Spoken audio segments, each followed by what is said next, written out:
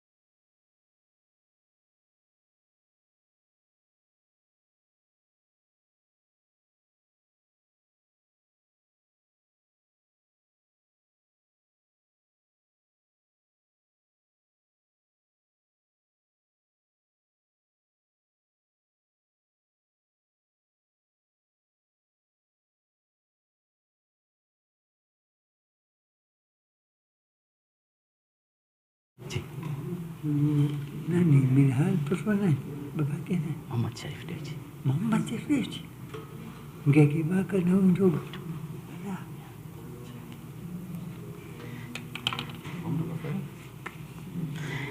أعوذ بالله من الشيطان اللعين الرجيم بسم الله الرحمن الرحيم والذاريات ذروا فالحاملات وقرا فالجاريات يسرا فالمقسمات أمرا إنما توعدون لصادق وإن الدين لواقع والسماء ذات الحبك إنكم لفي قول مختلف يؤفك عنه من أفك قتل الخراصون الذين هم في خمرة ساهون يسألون أيان يوم الدين يوم هم على النار يفتنون ذوقوا فتنتكم هذا الذي كنتم به تستعجلون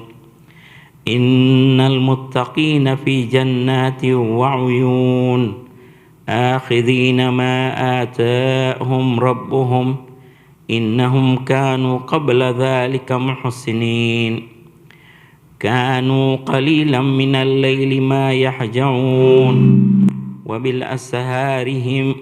وبالأسهار هم يستغفرون وفي أموالهم حق للسائل والمحروم وفي العرض آيات للموقنين وفي أنفسكم أفلا تبصرون وفي السماء رزقكم وما توعدون فورب السماء والأرض إنه لحق مثل ما أنكم تنطقون هل أتاك حديث ضيف إبراهيم المكرمين إذ دخلوا عليه فقالوا سلاما قال سلام قوم منكرون فراح إلى أهله فجاء بعجل سمين فقربه إليهم قالوا ألا تأكلون فأوجس منهم خيفة قالوا لا تخف وبشروه بغلام عليم فأقبلت امرأته في سرة فسكت وجهها وقالت عجوز عقيم. قالوا كذلك قال ربك إنه هو الحكيم العليم. قال فما حسبكم أيها المرسلون؟ قالوا إنا أرسلنا على قوم مجرمين لنرسل عليهم حجارة من طين مسومة عند ربك للمسرفين. فأخرجنا من كان فيها من المؤمنين فما وجدنا فيها خير بيت من المسلمين وتركنا فيها آية للذين يخافون العذاب الأليم. وفي موسى إذ أرسلناه إلى فرعون بسلطان مبين فتولى بركنه وقال ساحر أو مجنون فأخذناه وجنوده فنبذناهم في اليم وهو مليم. وفي عاد إذ أرسلنا عليهم ريح العقيم ما تذر من شيء أتت عليه إلا جعلته كالرميم. وفي ثمود إذ قيل لهم تمتعوا حتى حين فعتوا عن أمر ربهم فأخذتهم الصاعقة وهم ينظرون فما استطاعوا من قيام وما كانوا منتصرين. وقوم نوح من قبل إنهم كانوا قوما فاسقين. والسماء بنيناها بعيد وإنا لموسعون والأرض فرشناها فنعم الماهدون. ومن كل شيء خلقنا زوجين لعلكم تذكرون. ففروا إلى الله إني لكم منه نذير مبين. ولا تجعلوا مع الله إلها آخر إني لكم منه نذير مبين. كذلك ما أتى الذين من قبلهم من رسول إلا قالوا ساحر أو مجنون أتواصوا به بل هم قوم طاغون. فتول عنهم فما أنت بمعلوم وذكر فإن الذكر تنفع المؤمنين. وما خلقت الجن والإنس إلا ليعبدون ما أريد منهم من رزق وما أريد أن يطعمون إن الله هو الرزاق ذو القوة المتين. فإن للذين ظلموا ذنوبا مثل ذنوب أصحابهم فلا تستعجلون. فويل للذين كفروا من يومهم الذي يوعدون. صدق الله العلي العظيم.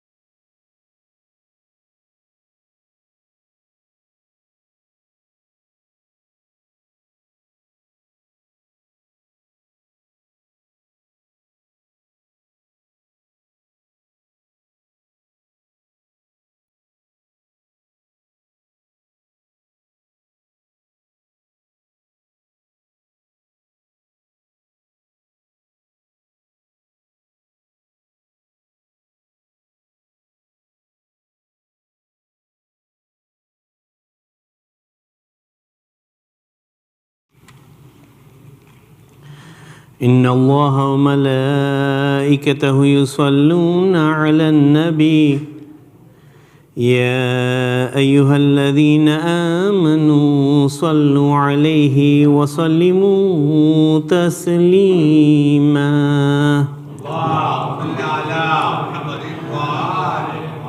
الله أكبر الله أكبر الله أكبر الله أكبر. أشهد أن لا إله إلا الله أشهد أن لا إله إلا الله أشهد أن محمدا رسول الله أشهد أن محمدا رسول الله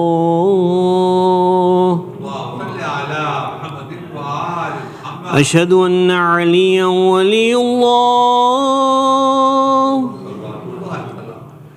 أشهد أن عليا حجة الله.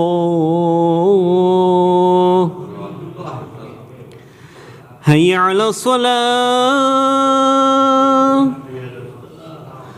هيا على الصلاة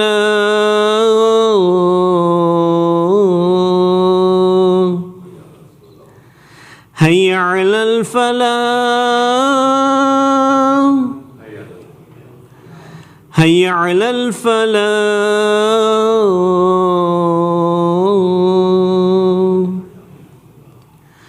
هيا على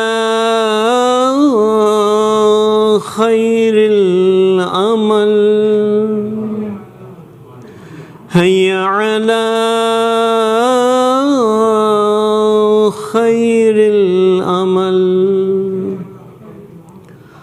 الله أكبر الله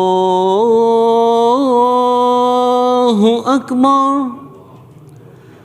لا إله إلا الله لا إله إلا الله.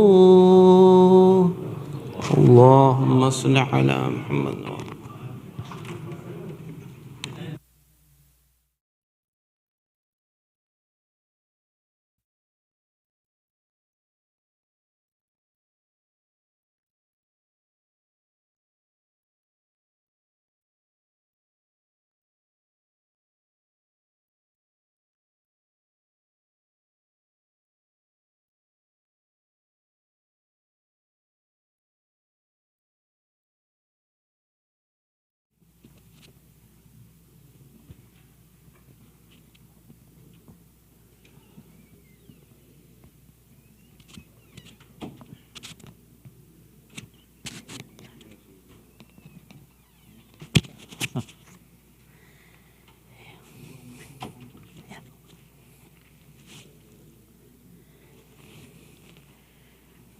أعوذ بالله من الشيطان الرجيم. بسم الله الرحمن الرحيم. الله أكبر الله أكبر. أشهد أن لا إله إلا الله أشهد أن لا إله إلا الله أشهد أن محمد رسول الله أشهد أن محمد رسول الله وأن عليا ولي الله. حي على الصلاة حي على الصلاة حي على الفلاح حي على الفلاح حي على خير العمل حي على خير العمل. قد قامت الصلاة قد قامت الصلاة. الله أكبر الله أكبر. لا إله إلا الله.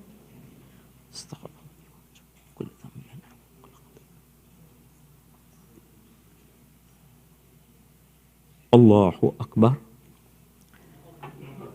أعوذ بالله من الشيطان اللعين الرجيم. بسم الله الرحمن الرحيم.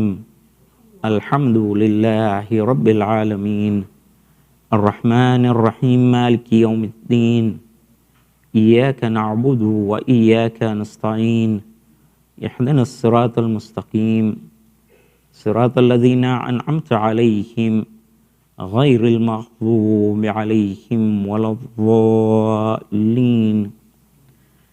بسم الله الرحمن الرحيم. إنا أعطيناك الكوثر فصل لربك وانحر إن شانئك هو الأبتر. الله أكبر.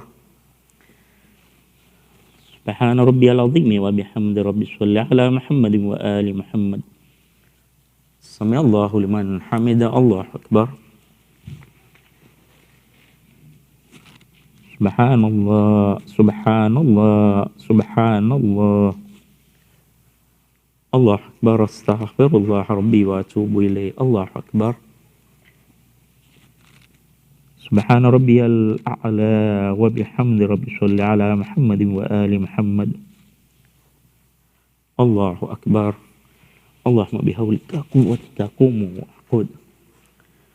بسم الله الرحمن الرحيم. الحمد لله رب العالمين الرحمن الرحيم مالك يوم الدين إياك نعبد وإياك نستعين اهدنا الصراط المستقيم صراط الذين أنعمت عليهم غير المغضوب عليهم ولا الضالين.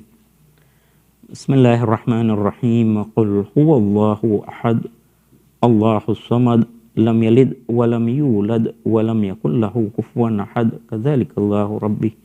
الله أكبر. اللهم صل وسلم وبارك وترحم على محمد وآل محمد كأفضل ما صليت وباركت وترحمت على إبراهيم وآل إبراهيم إنك حميد مجيد بحق فاطمة وعبيها وبعلها وبنيها. الله أكبر. سبحان ربي العظيم وبحمد ربي صل على محمد وآل محمد. سمع الله لمن حمد. الله أكبر. سبحان الله سبحان الله سبحان الله. الله أكبر. أستغفر الله ربي وأتوب إليه. الله أكبر. سبحان ربي الأعلى وبحمد ربي صل على محمد وآل محمد. الله أكبر. أشهد أن لا إله إلا الله وحده لا شريك له وأشهد أن محمدا عبده ورسوله. اللهم صل على محمد وآل محمد وتقبل شفاء ورفع درجته. اللهم بحولك قوتك قوم وأعقد. سبحان الله والحمد لله ولا إله إلا الله والله أكبر. استغفر الله ربي وأتوب إليه. الله أكبر. سبحان ربي العظيم وبحمد ربي صل على محمد وآل محمد وعجل فرجهم. سمع الله لمن حمد. الله أكبر. سبحان الله سبحان الله سبحان الله. الله أكبر. استغفر الله ربي وأتوب إليه. الله أكبر. سبحان ربي الأعلى وبحمد يا ولي العافية نسألك العافية عافية الدين والدنيا والآخرة في والجميع المؤمنين. رب صل على محمد وآل محمد. الله أكبر. أشهد أن لا إله إلا الله وحده لا شريك له وأشهد أن محمدا عبده ورسوله. اللهم صل على محمد وآل محمد. السلام عليك أيها النبي ورحمة الله وبركاته. السلام علينا وعلى عباد الله الصالحين. السلام عليكم ورحمة الله وبركاته. الله أكبر. الله أكبر. الله أكبر. لا إله إلا الله.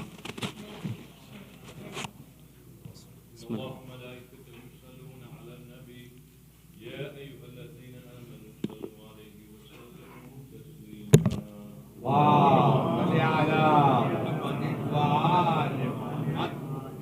اللهم صل على محمد وآل محمد. اللهم صل على محمد وآل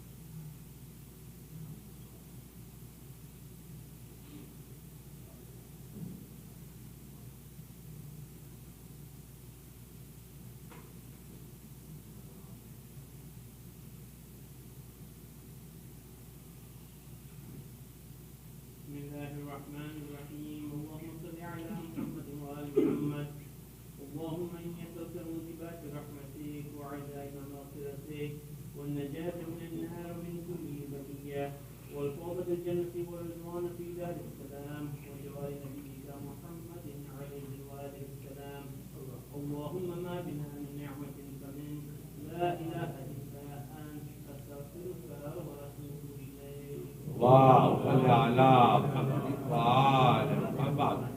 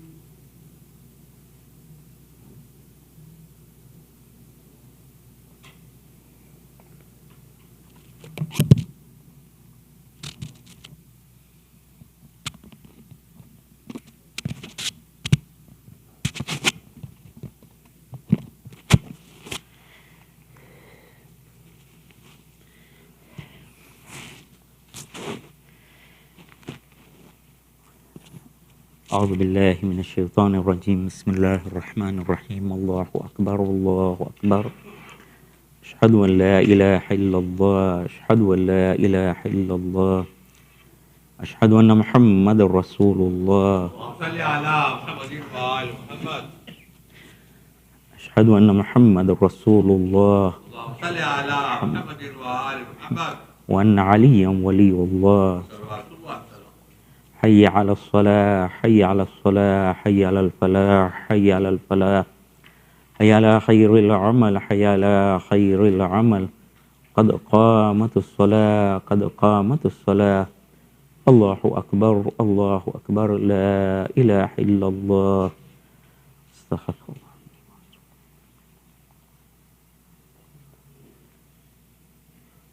الله أكبر. أعوذ بالله من الشيطان اللعين الرجيم.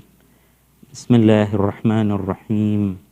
الحمد لله رب العالمين الرحمن الرحيم مالك يوم الدين إياك نعبد وإياك نستعين اهدنا الصراط المستقيم صراط الذين أنعمت عليهم غير المغضوب عليهم ولا الضالين. بسم الله الرحمن الرحيم. إذا جاء نصر الله والفتح ورأيت الناس يدخلون في دين الله أفواجا فسبح بحمد ربك واستغفر إنه كان توابا. الله أكبر. سبحان ربي العظيم وبحمد ربي. صل على محمد وآل محمد. سمع الله لمن حمد. الله أكبر. سبحان الله سبحان الله سبحان الله. الله أكبر. استغفر الله ربي وأتوب إليه. الله أكبر. سبحان ربي الأعلى وبحمد ربي. صل على محمد وآل محمد. الله أكبر. اللهم بحولك قوتك قوم وعقد.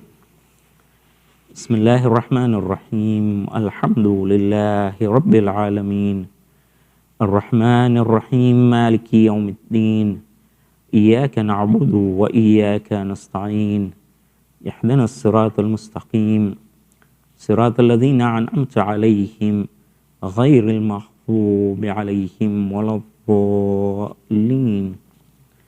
بسم الله الرحمن الرحيم. قل هو الله أحد الله الصمد لم يلد ولم يولد ولم يكن له كفوا أحد كذلك الله ربي.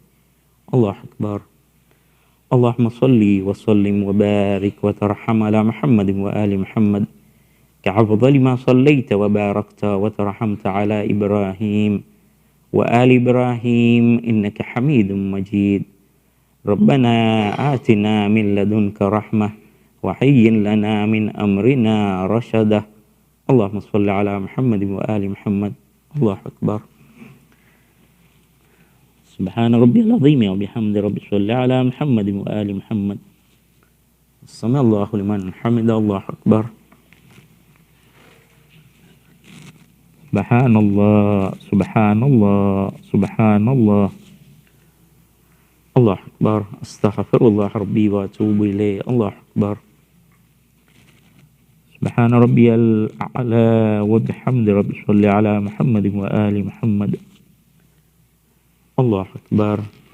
أشهد أن لا إله إلا الله وحده لا شريك له وأشهد أن محمدا عبده ورسوله. اللهم صل على محمد وآل محمد وتقبل الشفاء ورفع درجته بحول الله وقوتك قوم واعقد. سبحان الله والحمد لله ولا إله إلا الله والله أكبر. الله أكبر. سبحان ربي العظيم وبحمد ربي. صل على محمد وآل محمد. سمع الله لمن حمد. الله أكبر. سبحان الله سبحان الله سبحان الله. الله أكبر. استغفر الله ربي وأتوب إليه. الله أكبر. سبحان ربي الأعلى وبحمد ربي. صل على محمد وآل محمد. الله أكبر.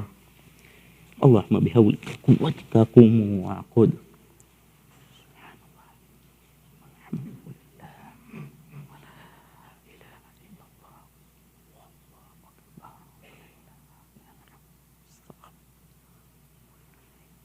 الله أكبر. سبحان ربي العظيم وبحمد ربي صل على محمد وآل محمد وعجل فرجهم. سمع الله لمن حمد. الله أكبر. سبحان الله سبحان الله سبحان الله. الله أكبر. أستغفر الله ربي وأتوب إليه. الله أكبر. سبحان ربي الأعلى وبحمد ربي صل على محمد وآل محمد. يا لطيف ارحم عبدك الذليل الضعيف. الله أكبر. أشهد أن لا إله إلا الله وحده لا شريك له وأشهد أن محمدا عبده ورسوله. اللهم صل على محمد وآل محمد. السلام عليك أيها النبي ورحمة الله وبركاته. السلام علينا وعلى عباد الله الصالحين. السلام عليكم ورحمة الله وبركاته. الله أكبر. الله أكبر. الله أكبر. لا إله إلا الله.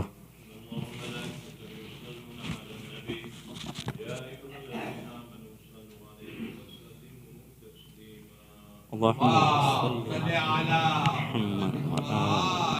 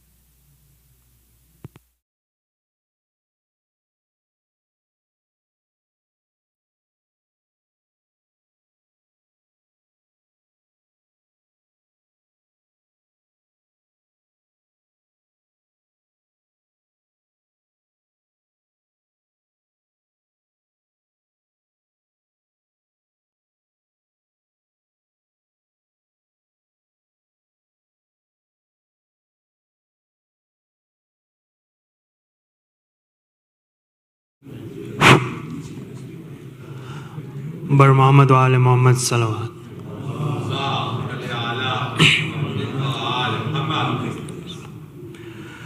آج بھی زینب کی آتی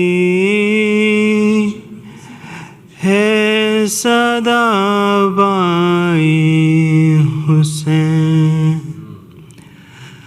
آج بھی زینب کی آتی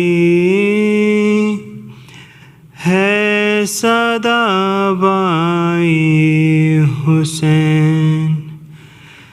تیرا چہرہ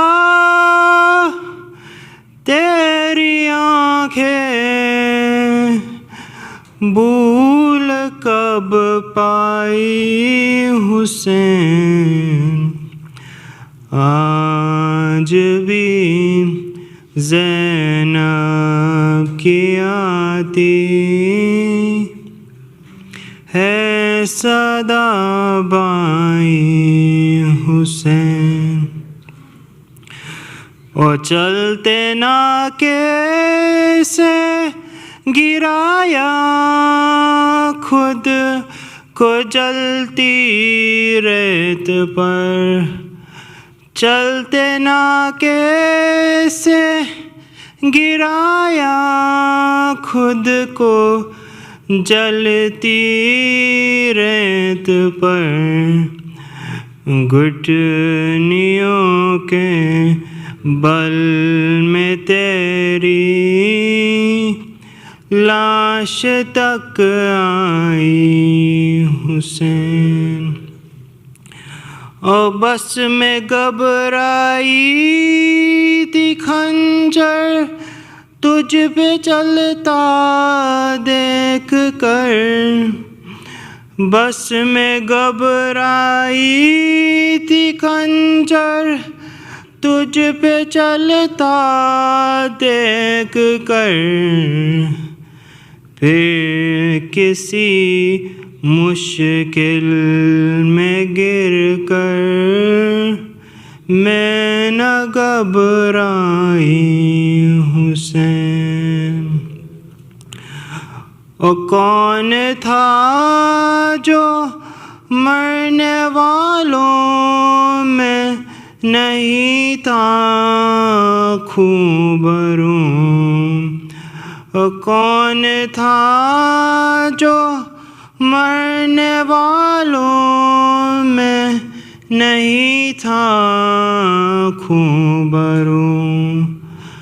بھولنے بیٹھی تو کس کس کی نہ یاد آئی حسین.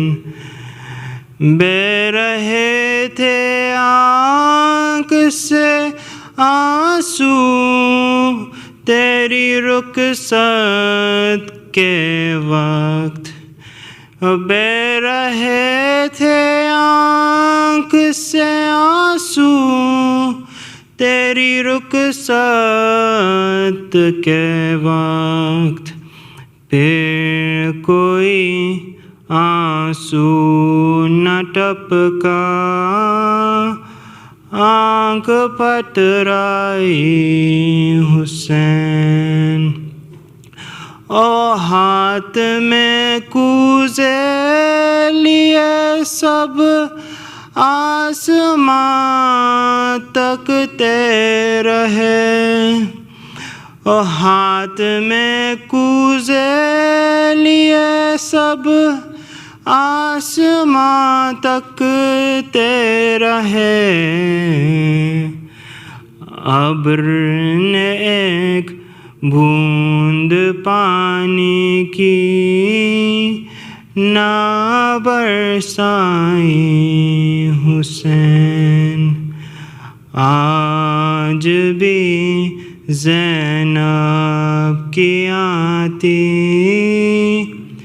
ہے صدا بائی حسین. اور محمد و آل محمد صلی اللہ علیہ وسلم.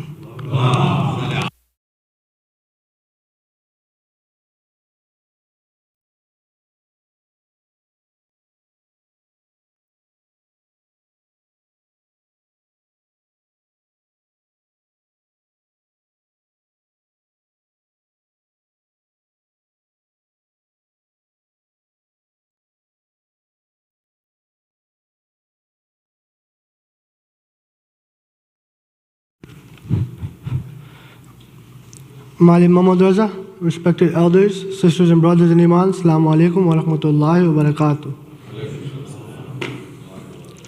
Surah Al-Fatiha is requested for all marhumin listed on the screen as well as all other marhumin. Surah Al-Barak Al-Fatiha.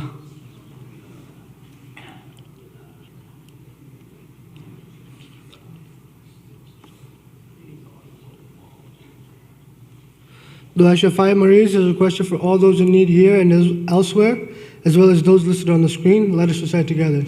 Bismillahir Rahmanir Rahim. Amma yujibul mustarriza da'ahu yakshifu su.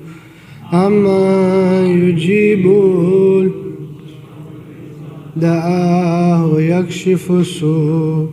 أما يجيب المسترز دعاه يكشف السوء أما يجيب المسترز دعاه يكشف السوء أما يجيب المسترز دعاه يكشف السوء.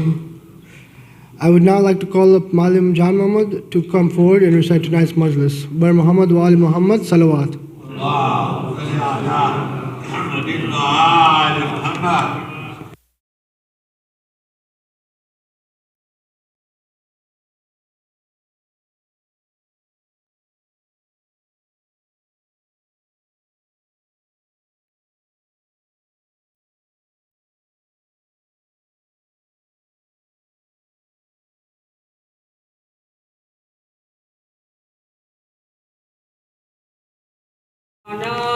पावाज़े बुलंद सलात اللهم صل على محمد وآل محمد. رحم الله منكر سورة المباركة الفاتحة.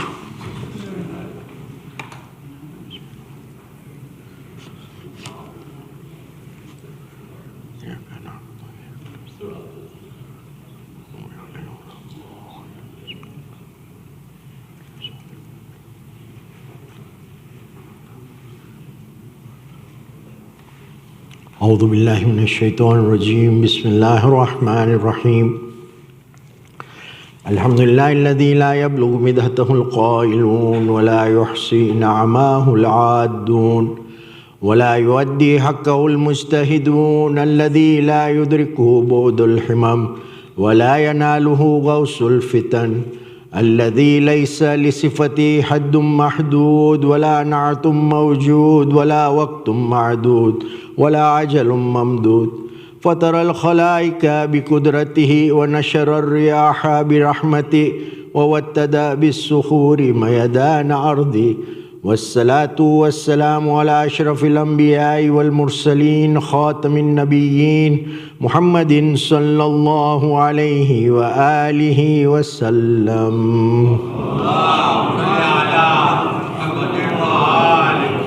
والصلاة والسلام على أهل بيته الطيبين الطاهرين المعصومين المظلومين واللعن الله على أعدائهم أجمعين. قال الله سبحانه وتعالى في كتابه المجيد وفرقان الحميد. بسم الله الرحمن الرحيم. وجعلنا منهم أئمة يهدون بأمرنا لما صبروا وكانوا بآياتنا يوقنون. آمنا بالله وصدق الله العلي العظيم.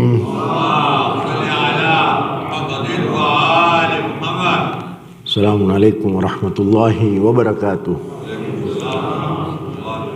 Allah subhanahu wa ta'ala in the 32nd surah, which is Surah Sajda, ayah number 24 tells us, and we appointed from among them leaders, the Imams, who guided people by our command, when they endured patiently and they were certain of our signs.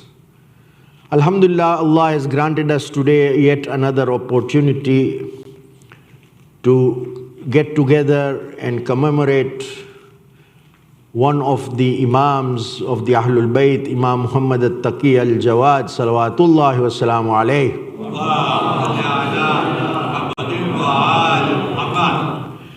Imam was very young when he took over the imamat of the ummah.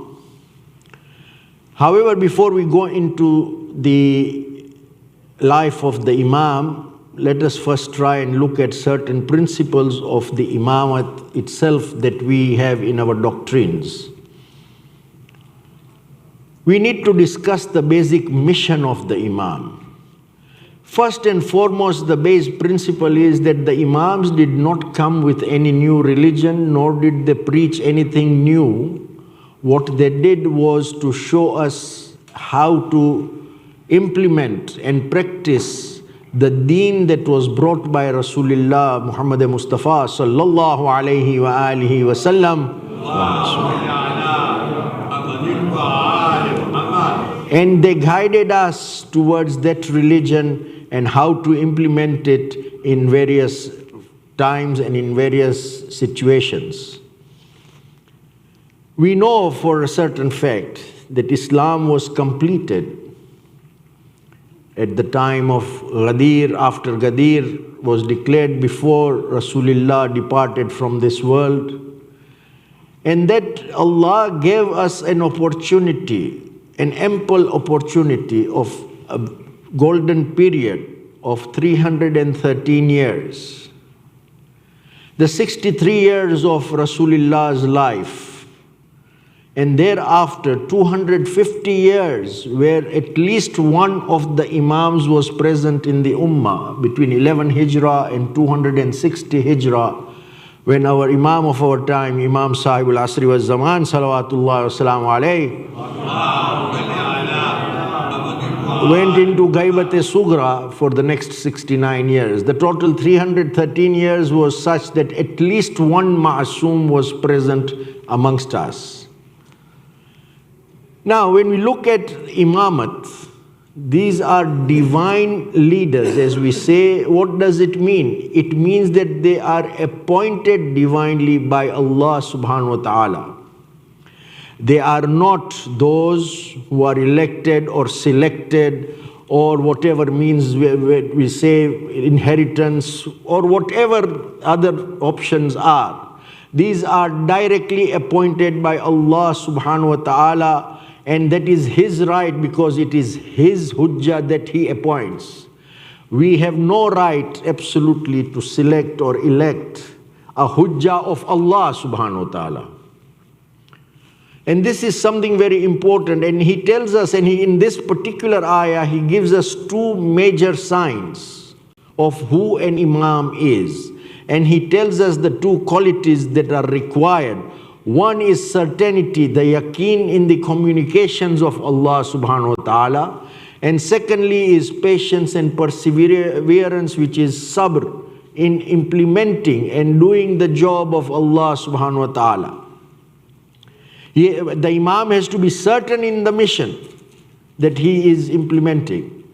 And they must have patience and perseverance in fulfilling the laws and commands of Allah, because there are going to be lots of challenges for implementing this mission. The subject of guidance is conditional in this ayat also, and in every other doctrines that Allah has explained to us, that it is Allah's commands only, that they will follow Allah's commands and not people's affairs or people's whims or people's desires, imitating others or other cultures or civilizations or any other considerations. The Imam is going to establish the mission of Allah as taught by Rasulullah and nothing else.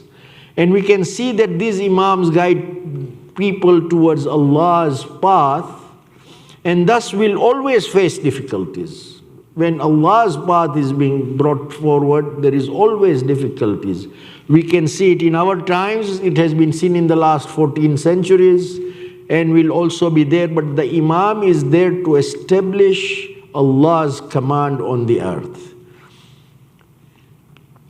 So there is a permanent struggle that the Imam has to go on with and fight to establish deen, nothing else, not his desires, because he doesn't keep that desire for that. And we must understand, we as followers of Ahlul Bayt must have this principle in our minds, in our hearts, and in practice.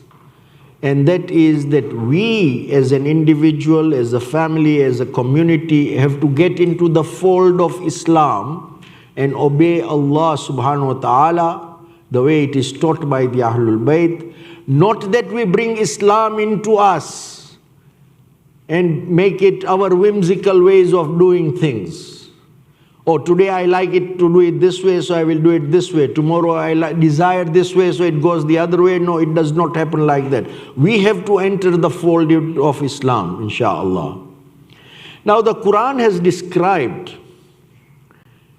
two types of imams that are there in this earth. One is those who guide us towards Allah, and the second is those who guide towards perdition and loss. The ones who guide us towards Allah subhanahu wa ta'ala are those who undertake leadership by Allah's command. They are not elected or selected. Their priority is always Allah's command and obedience. That is their priority. There is nothing less or more. Their consideration is always of Allah's command above their own command. And they invite and guide people towards bliss and paradise. Whilst on the other hand, the Imam, as we say, are those who assume leadership by any and all means. These are ones, they create ways of getting leadership and power and rule over others. That is all that they aim for. Their priority is always to obtain service to themselves or their own causes. Their consideration is always above that of the command of Allah subhanahu wa ta'ala. These are the ones who lead mankind towards loss and perdition and Jahannam. So we need to understand that the Imams that came, they faced lots of difficulties from people whilst they were trying to establish the commands of Allah. The difficulties were in many angles.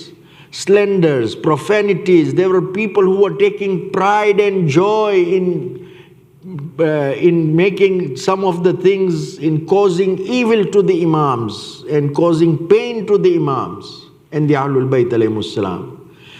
Whilst there were some who were ignorant and ill-wishing, they did not even realize that what they were doing was causing pain to the Imam. On the other hand, there were even knowledgeable people who caused issues from within the fold of the Ummah. So as long as we see that there is an Imam that is establishing us towards the cause of Allah, and these 12 Imams are those who are appointed directly by Allah. Sometimes we get this question, that what is the age of maturity of an Imam?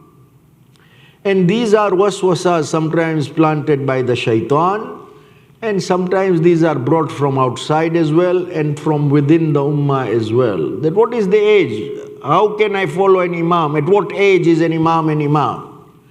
When we look at the lives of these 12 Imams, we see that there is a variance of the age at which the Imams took over as Imamat of Allah subhanahu wa ta'ala.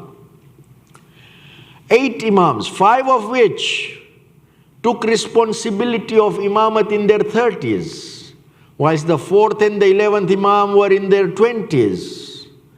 The 7th Imam was a teenager when he took over the Imamat, whilst 3 of the Imams, the 9th Imam, the 10th Imam, and our Imam of our time, these 3 took over even when they were not even 10 years old.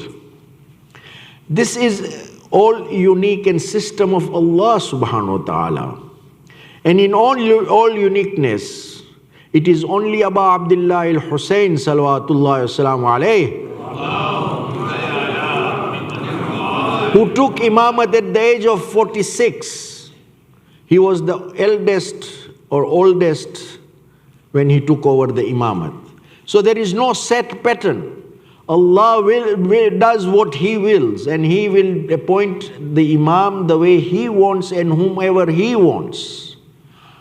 So, one thing is definite, that the Imam and the basis of deen is on knowledge. Everything rotates around knowledge. Allah gives His knowledge to whomsoever He wills. And we see that the representative of Allah, be it a prophet, be it a Rasul, be it an Imam, is directly from Allah, and the knowledge comes directly to him from Allah subhanahu wa ta'ala. So, we are asked this question many times and often, is how does Allah send this knowledge to His Hujjah, His representative on this earth? And we all know it is through Wahi. Now, when we talk about Wahi, there are certain misconceptions that we may have, and that Wahi does not mean that only Jibreel comes to the person or the personality to deliver the message of Allah. Allah has used this word Wahi in the Quran 78 times. He uses the word Wahi 78 times, and it does not mean that in all situations that Jibreel comes. And this is what it was for Rasulullah, and even then when Jibreel came at various occasions, it was in different formats. But that is another discussion. What was done with Rasulullah was not necessarily with other prophets and Aimma alayhimus salam. And we will look through a couple of examples very quickly, inshallah, through of the Quran, so that we may understand this term of Wahi and revelation, and which means revelation, inspiration, or a command. We see as an example of the bee. For example, in Surah Nahl, ayah 68, Allah says, وَأَوْحَى رَبُّكَ إِلَىٰ نَحْلٍ أَنِ اتَّخِذِي مِنَ الْجِبَالِ بُيُوتًا وَمِنَ الشَّجَرِ وَمِمَّا يَعْرِشُونَ. And your Lord revealed to the bee, وَأَوْحَى رَبُّكَ إِلَىٰ نَحْلٍ, saying, make hives in the mountains and in the trees and in what they build.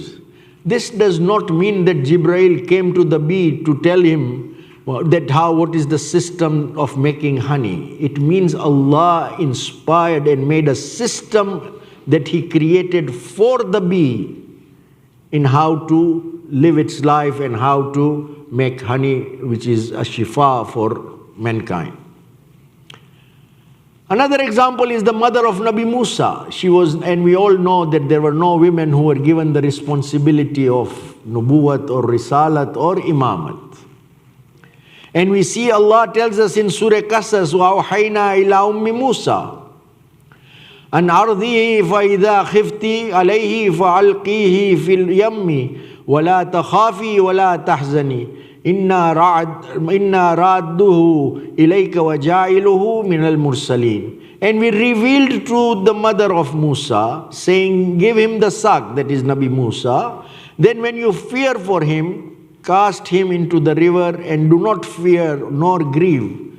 Surely Allah makes a promise, we will bring him back to you and make him one of the messengers.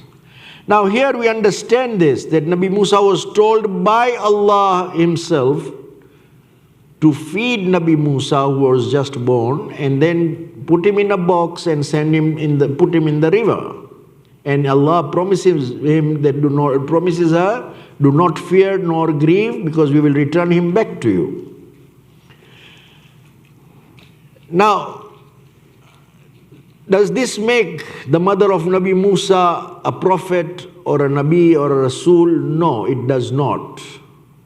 It is a command that was sent to Nabi Musa's mother. Another example is Janabi Maryam, who has a very high rank in Allah's eyes. And she was also not a Nabi or a Rasul. And we see that in Surah Al-Imran, Allah tells us, وَإِذْ قَالَتِ الْمَلَائِكَةُ يَا مَرْيَمْ إِنَّ اللَّهَ اسْتَفَاكِ وَطَهِّرِكِ وَاسْتَفَاكِ عَلَى النِّسَاءِ الْعَالَمِينَ. إِذْ قَالَتِ الْمَلَائِكَةُ يَا مَرْيَمُ إِنَّ اللَّهَ يُبَشِّرُكَ بِكَلِمَةٍ مِّنْهُ اسْمُهُ مَسِيحُ عِيسَى ابْنُ مَرْيَمَ وَجِيهًا فِي الدُّنْيَا وَالْآخِرَةِ وَمِنَ الْمُقَرَّبِينَ. Here we see Allah tells us that when the angels said to Maryam, Allah has chosen you and purified you and chosen you above the women of the world.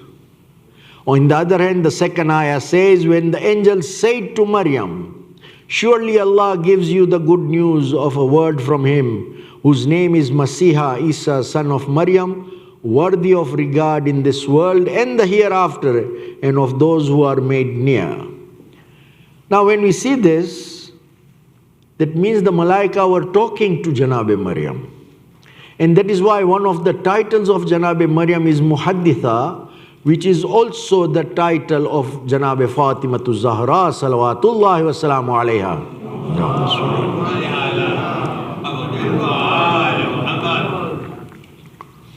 So we can see from this that Allah has a pattern of sending His commands in different ways, in different situations, to different categories, the way He wills. So why, when it comes to the Imams of the Ahlul Bayt, do we need to ask that how were the Imams guided by Allah? How was the knowledge given to the Imams by Allah Himself? If He could give commands to the bee, He could give commands to the mothers of the prophets, and in various other ways, there is inspirations.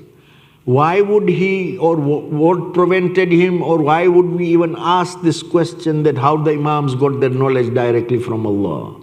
It is His will, and it is His hujjah. Let us not forget this base principle, that is when all arguments begin. The Imam is a direct representative of Allah subhanahu wa ta'ala, and therefore Allah gives him the command. On Laylatul Qadr, or in the Quran we recite Surah Qadr, and on Laylatul Qadr we see that the Imam gets all the amr from Allah. How that happens is between Allah and the Imam, but it happens, and Allah has confirmed this. If I have faith, and if I have something that I've accepted that it is Allah, the Quran is the word of Allah, and then He says that He sends this amr to the Imam.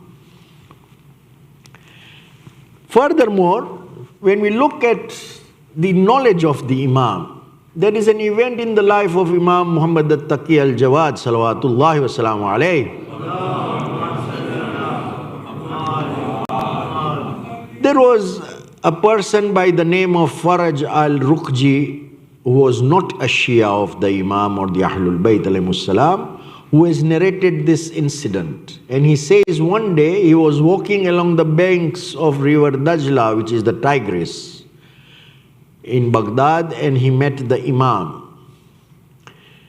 And as we know, Iraq has two major rivers, Tigris and Euphrates, Dajla and Furat. The man asked the Imam, your Shias claim, he says, that you have the knowledge of this river of Dajla and also have the knowledge of how much water it contains. So what is your opinion on that? So Imam says, responded to him by asking him a question. And Imam says, is Allah capable of giving this knowledge of the weight of this water of Dajla to a fly amongst His creatures? And the man said, of course, Allah does what He wills, and He can give this knowledge to a fly. So Imam says, I am more honorable in the eyes of Allah than that fly that you say, and also more honorable than most of the creations of Allah. So Allah gives His knowledge to whomever He wills. That is what the Imam's response is. And we see this. When we see some of the methods of how Allah grants knowledge or communicates with His creations, we see that He spoke to Nabi Musa alayhi salam through sound waves. We call Nabi Musa Kalimullah, because he spoke directly with Allah. He sent Jibreel to Rasulullah to deliver his messages. This was done in various formats. He sent other angels to other prophets, not necessarily Jibreel. He sent a revelation into the heart of Nabi Nuh to construct the ship. He inspired Nabi Ibrahim through a dream to sacrifice his son Ismail.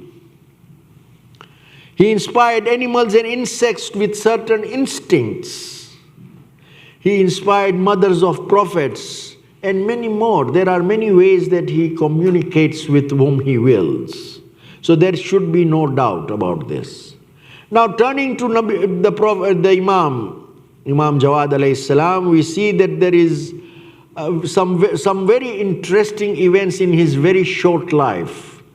He is the youngest of the Imams of Ahlul Bayt alayhimus salam to have been martyred at the youngest age. He was only 25 when he was martyred. We see that upon the martyrdom of his father, Imam Rida alayhi salatu wassalam, Allahumma salli ala Muhammad, a group of about 80 knowledgeable people were selected from various parts of the Muslim world who came to Medina to speak and to be introduced to the Imam after Imam Rida alayhi salam. When they came to the house, they were seated. When Abdullah ibn Musa al-Qadim, which is the brother of the 8th Imam, son of the 7th Imam, came from inside the house, sat at the head of the table of the delegation, and claimed to be the next Imam after his brother. So then an announcer called out and said, ask whatever you need to ask to this Imam. So one of them asked, we just have a couple of questions, but we'll just do two for today. One asked, what do you think about the man who says to his wife, I divorce you as many times as there are the stars in the sky? So Abdullah responded, she is divorced thrice before Gemini. People were in amazement of the answer because that did not match what the previous Imams had taught. Thereafter another man asked, what is your opinion regarding a man who has sexual contact with an animal? Abdullah's response was his hand should be cut off and he should be whipped 100 times. Again, the scholars were perplexed at this answer. It is at this time that a young man, or rather a young boy, we can't call him a boy because he's our Imam, but he came in at the gathering, and as soon as he entered the room, everybody stood up to revere to him without knowing who he was. He came and sat down, and the same questions were asked to the Imam again, and he answered them. And what he answered them through ayahs of Quran. And the talaq question that was asked, he says the talaq is only once. And this is our fiqh also. And the second one, he says that the punishment is for the animal to be marked with such an indelible mark that it is not erased. And then the scholars informed the Imam of what Abdullah, his uncle, had explained just before him. And the Imam told his uncle, oh uncle, fear Allah and do not give a fatwa when there exists in the Ummah one who is more aware than you. This is a lesson for us, that when we don't know something, let us not just blurt out. This is something very important because this is where divisions, this is where people get confused in deen. There are people who know the subject, who know the fatwa, who know everything. That is when you ask them. And when Abdullah began to justify his answers, This is where the Imam became a little more strict and says, there is no God but Allah, O Abdullah. It is so great a matter to Allah that when tomorrow you will stop before Him, He will ask you, why did you give a fatwa to my people about that which you did not know? Whereas there was someone in the Ummah who was more aware than you. One of the things we can draw from this answer is that there is always somebody who is more knowledgeable than us in this Ummah. Always. So when we sit here in our barazas or in our gatherings or in our families, wherever we are, and ask, oh, what does that old man sitting in the corner of Najaf know about it? Let us refer to this, that he knows more than us all. And we need to ask him, and when we ask him, we need to follow him. Sallu ala Muhammad wa ali Muhammad. When we look at this Imam, he has two most famous titles besides others. One is At-Taqi, which means he was a man of taqwa, and the other is Al-Jawad, which is generous. He was very generous. Now, very briefly so, one thing is certain, that when we sit here to talk on the mimbar, we find time is running faster in the clocks and time is moving very fast. Whilst you on the other side of the aisle feel, when is he going to finish so that we can be released soon. Anyway, the meaning of taqwa is not to abstain. It does not mean abstinence, nor does it mean fearing Allah. An alim explains that the root word of taqwa is from waqa, which means to guard, to protect, to preserve and to shield. Meaning, don't run away from situations and challenges of life, but make a guard within you, around you, and protect yourself and preserve yourself, so that you do not violate any of the laws of Allah subhanahu wa ta'ala. And that is taqwa. When we look at this meaning, we see, and we have done this many times before, about, I will not drive because I don't want a violation ticket. That is not the solution. Or I go to an ashram and sit down and isolate myself. That is not a solution. I live within people and make sure I don't do riba, I don't cross any laws of Allah, and do not cross any limits of Allah subhanahu wa ta'ala. When I drive, I shield myself so that I do not get a violation ticket. When we look at Amir al-Mu'mineen's explanation, we see that he compares taqwa in one of the hadiths through its opposite. Because sometimes we need to understand a subject by looking at the other side and the opposite of it as well. So he compares it with fujur, which is the opposite of taqwa. He says taqwa is a strong fortress and fujur is a weak shelter which cannot protect its inhabitants and cannot save those who seek shelter in it.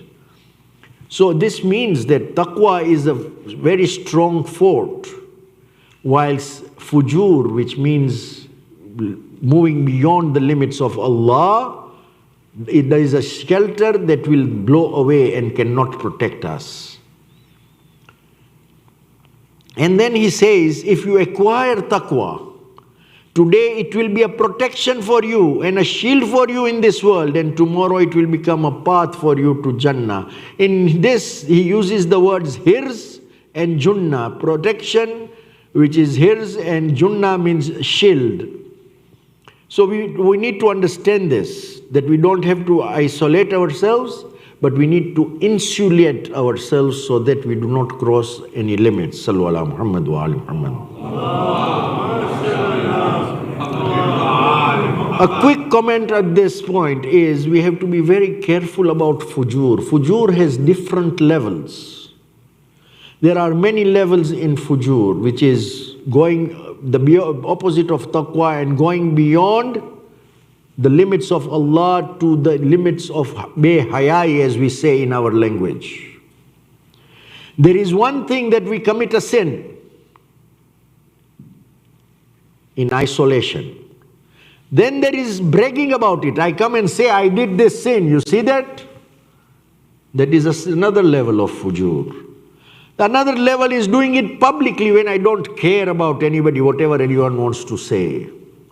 Yet there is another level that I announce it, I display it, I publicize it, I promote it, posting certain fujur materials even on my Facebook account or any other account in the social media so others can see. We have to be careful about these things. It is one thing when a fasik and a fajr only commits a sin, but it is another when one announces it and brags about it. Looking at tonight's event, which is the commemoration of the martyrdom of Imam Jawad alayhi salam, we see that Imam was called to Baghdad by Mu'tasim, the brother of Ma'mun, after the death of Ma'mun.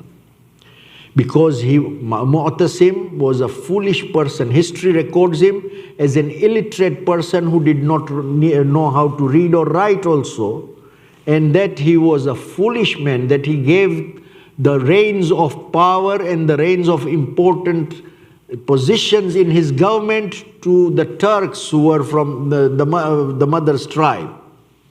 And that began the downfall of the Muslim empire. We see that Ma'mun had married his own daughter to the Imam, al-Fadl. But al-Fadl had a lot of complaints against the Imam because she was not following the commands of the Imam. And therefore, but when she complained to Ma'mun, Ma'mun did not entertain her complaints in his life at least, or as is seen in history. But Mu'tasim got this opportunity because Mu'tasim was one who was not only somebody who was illiterate and not knowledgeable, but he was anti-knowledge, such that he used to kill ulama only because they were learned, nothing else. Because they were learned people, he used to kill them and persecute their families as well. We see when after the death of Ma'mun in the year 217 Hijri, we see Mu'tasim took the reins of the kingdom. And he, because of his influence, he also had the ear of his niece, al-Fadl, who was the wife of the Imam. And this is where the problem started. The niece, al-Fadl, always complained about the Imam, and Mu'tasim finally had malicious ways, and that time he ordered that Imam be brought from Medina to Baghdad, where he would be put under constant surveillance. That is how Imam Jawad came to Baghdad. And Imam Hadi alayhi salam, when he came for the last wasiyat of Imam Jawad alayhi salam, Imam told him, this was the last journey when he left Medina for Baghdad. Imam, like his father, told his son Imam Hadi that this is his last journey, that he was not going to come back, and that he would be killed within 30 months after Ma'mun. And Mu'tasim would be his killer. So Mu'tasim, there are two narratives here. One says Mu'tasim sent poison through one of his scribes to poison the Imam. The other says that he sent the poison to his niece al-Fadl to mix in his food and serve it to the Imam. The poison took its effect, and the Imam left this world on the last day of the holy month of Dhulqa'ad in the year 220 Hijrah. This Imam was martyred at a youthful age of only 25. He was only 25. The Imam was also ghareeb, away from his family and far away land in Baghdad. The Imam who was one who was orphan when he was only 8 years old. When his father was killed, this Imam on his departure also left all his children orphan. Imam al-Hadi, his brother and 2 sisters. We see this, that this is in Baghdad.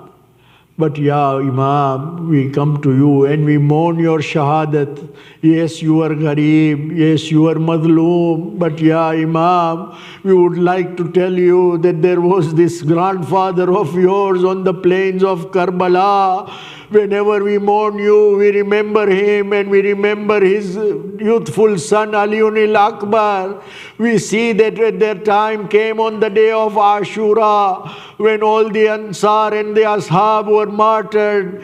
Imam and the Banu Hashims now came forward and said, Ya Imam, give us permission to go and fight for the deen of Islam. Imam called his son Aliun al-Akbar and says, Taqaddam Bunayya, go forward Bunayya, my son, because you are one for whom jihad is now wajib. But as Ali Akbar was going, he was told by Imam, go and bid farewell to Zainab who has raised you, and go to, and when he left, Imam raised his hands towards the skies and says, Ya Allah, be a witness that I am sending that son of mine who was like in character as well as his whatever, it is also where he looked like your Rasulullah. And when Ali Akbar left, Imam was walking behind Ali Akbar. So Ali Akbar asked Imam, Ya Bata, you just gave me permission to go. Why are you following me? And Imam said, had you been a father, you would know what is going on in my heart at this time. I wonder how the Imam heard the voice of Aliun al-Akbar when he says, Ya Abati alaykunna minni salam, take my final salutations.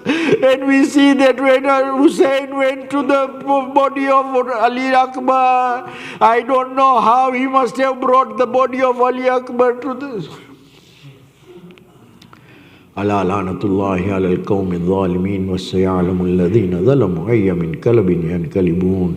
Inna lillah wa inna ilayhi raji'un. Matam Hussein. Ya Hussein,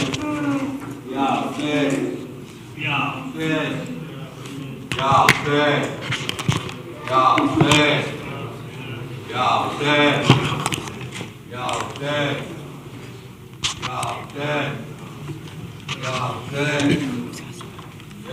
Hussein, Ya Hussein, Ya Hussein, Ya Hussein, Ya Hussein. Ya Hussein, Ya Hussein, Ya Hussein, Ya Hussein, Ya Hussein, Ya Hussein, Ya Hussein. चला मैं वादा निभाने,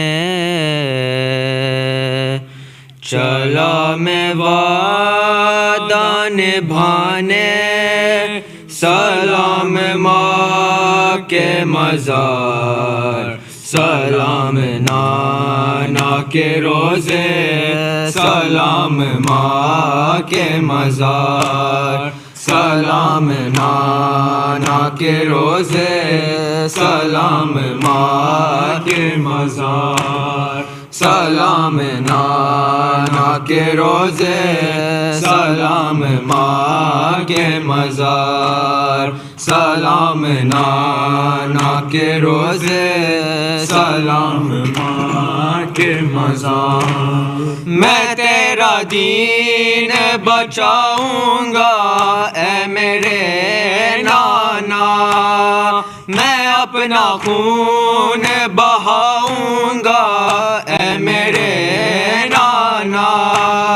हुसैन जाता है मरने, हुसैन जाता है मरने, सलाम माँ के मज़ार, सलाम नाना के रोज़े, सलाम माँ के मज़ार, सलाम नाना के रोज़े, सलाम माँ के मज़ार, सलाम नाना के रोज़े, सलाम माँ के मज़ार। میری شریک سفر بن کے ساتھ چل اماں سفر پہ جاتا ہوں کپڑے میرے بدل اماں لباس خلد سجا دے لباس خلد سجا دے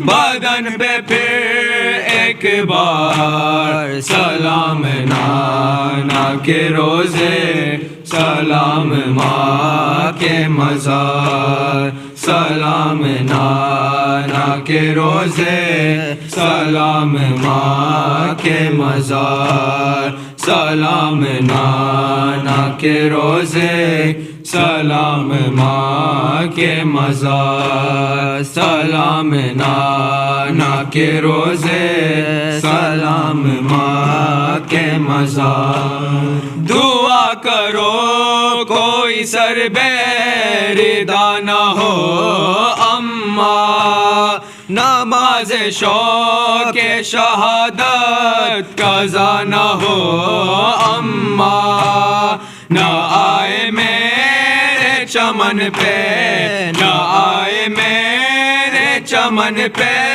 ستم کی گرد و غبار سلام نانا کے روزے سلام ماں کے مزار سلام نانا کے روزے سلام ماں کے مزار سلام نانا کے روزے سلام ماں کے مزار دیے جلانے کو نانا تمہارے روزے پر ضرور آئے گی سغرا ہر ایک شام و سحر خدا کرے رہے روشن خدا کرے رہے روشن سدا تمہارا مزار سلام نانا کے روزے سلام ماں کے مزار سلام نانا کے روزے سلام ماں کے مزار سلام نانا کے روزے سلام ماں کے مزار تمہارے جیسا ہے نانا یہ میرا لال اکبر دعا کرو نہ لگے اس کو آسماں کی نظر لوٹے نہ دور وطن سے لوٹے نہ دور وطن سے ہمارے دل کا قرار سلام نانا کے روزے سلام ماں کے مزار سلام نانا کے روزے سلام ماں کے مزار سلام نانا کے روزے سلام ماں کے مزار چلا میں وعدہ نبھانے چلا میں وعدہ نبھانے سلام ماں کے مزار سلام نانا کے روزے سلام ماں کے مزار سلام نانا کے روزے سلام ماں کے مزار سلام نانا کے روزے سلام ماں کے مزار سورۃ مبارکۃ الفاتحہ